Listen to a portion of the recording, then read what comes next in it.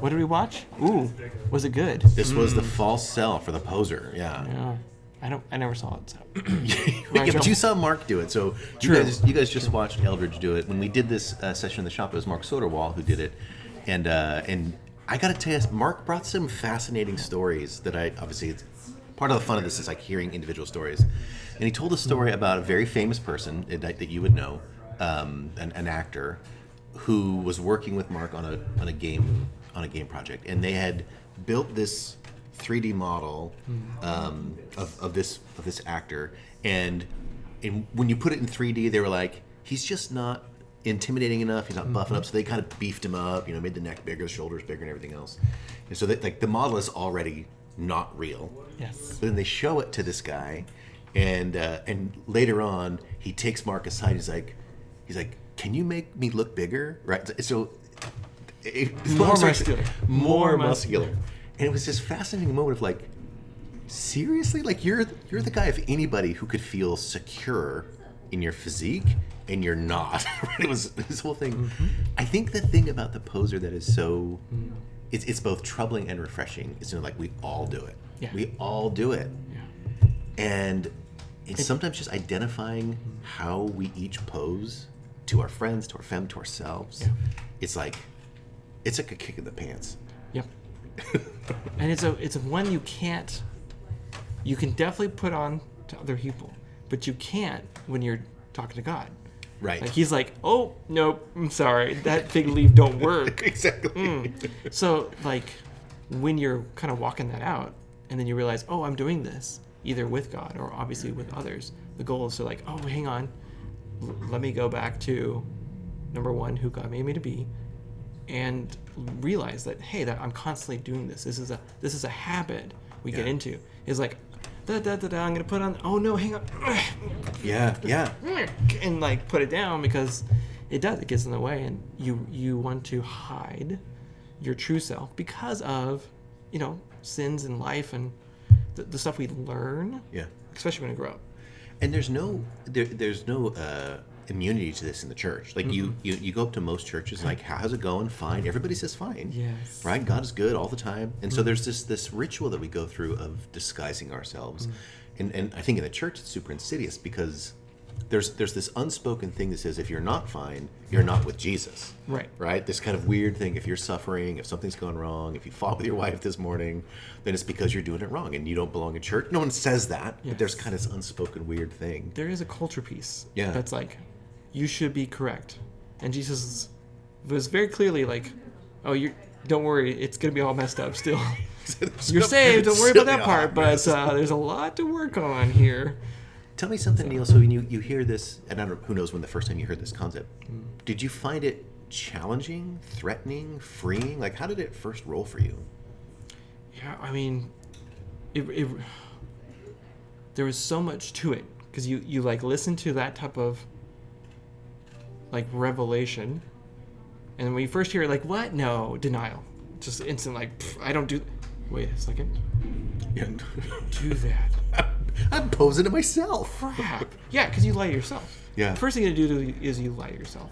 Then you start realizing, or hopefully realizing, oh wait, this is to everyone else. Oh, I do this to God. Like, Yeah. I'm in my talking, and here I am, and asking for. Wait a second. Yeah. Wait. This is not right. You remember? I hadn't really ever put these together, but there's that thing that Jesus talks about where there's the Pharisee in the temple who's praying and being all holy and everything else, and he's putting on a show for God and saying like, I'm so glad, God, I'm not a wretch like this guy next to me. Right. And that is always a painful picture. But when you hear Jesus telling it, in our minds, so often we're like, oh yeah, that guy's a jerk, but I would never be like that. Mm-hmm. And yet then you're like, oh yeah, I am. Oh, I'm totally like that. Right? Oh, it's just gut wrenching. Yep. And it reminds me too, like, especially the hard thing for me is like trying not to judge, right? Because that's kind of a judgment thing. Like, oh, they're doing that. Wait a second. Yeah. Oops. Oh crap. Peter, hey, stop pointing at me. Yeah. That type of thing.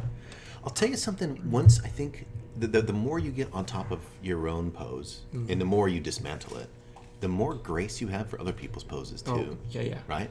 Hey, I'm broken. Yeah. Let's all be broken together.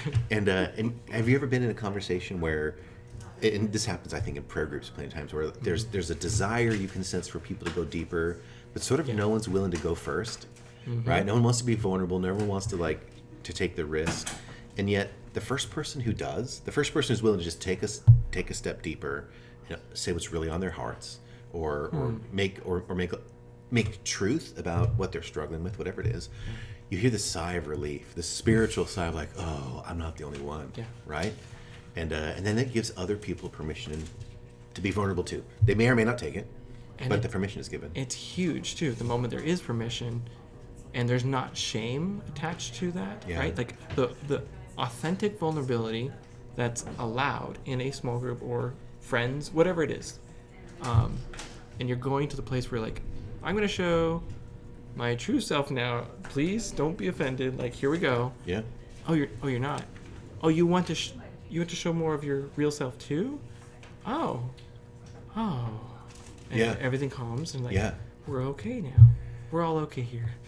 And I guess there's the thing, we're probably all afraid of that place in roughly middle school, and we've probably all been through it, where maybe you did take a chance to be yourself, and there was some snotty turd on the playground who was oh, you just showed me your fig leaf? Yes. Watch me tear it off of you in front of everybody. Totally. Right? And that experience is so crippling. I mean, it can be for decades, or if not our whole life. Yeah.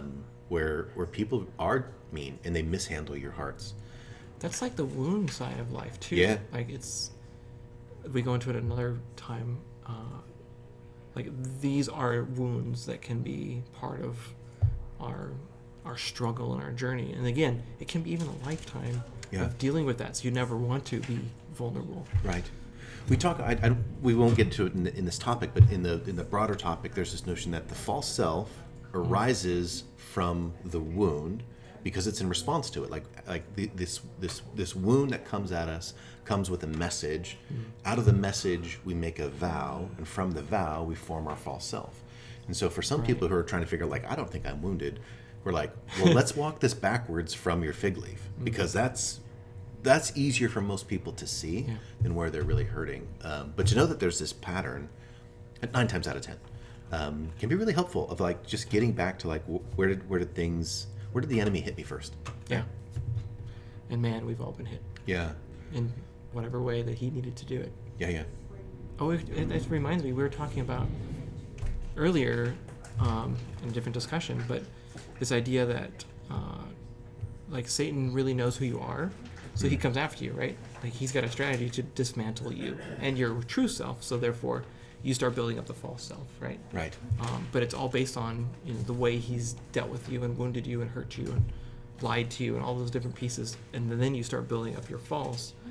So if you realize that what he's done and those lies, it helps with the process of, okay, I can start taking this part off now. Yeah. Because that's a lie, and this part, it takes a while.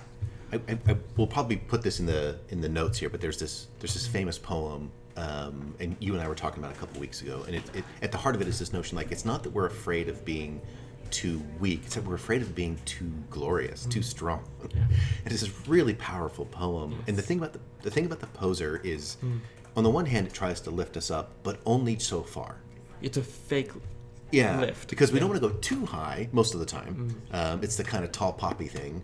I don't want to be that either. But I just want people usually just to leave me alone. 9 times out of 10, all we want to do is just get by.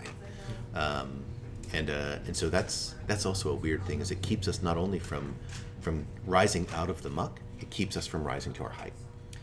And even to the height, it's also to the uniqueness that you've been made to be. No, I want to run to the herd. I want to be part of the crowd. And God's I made you to be here and look this way and act this way, be this way, have this personality, have these gifts. And you want to be here with the group and not stand out in a unique way. Right. And again, that oh, you're getting too high. Oh, chopped it off. Yeah. So I guess we'll probably tie this one off. So we hope you enjoyed this session on the false self. There's obviously, this is part of a bigger thought process, and this is just one piece.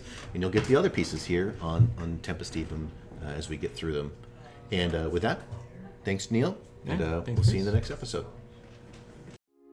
Thank you for joining us. Soma Soulworks is a production of Soma Games. We believe that Games is going to be the next cultural engine of the next 100 years in the same way that Hollywood was the culture engine for the last 100 years. And that's our mission, to see more and more people like you leaning into the industry through their art, through their music, through their code, as a way to shape it for God's kingdom and to the next billions of people who are gamers. So we're trying to produce content that is both edifying, teaching, and exposes people to ideas they might not have heard before. So while we're here, we hope that you'll share, we hope that you'll subscribe, and we hope that you'll support us on Patreon.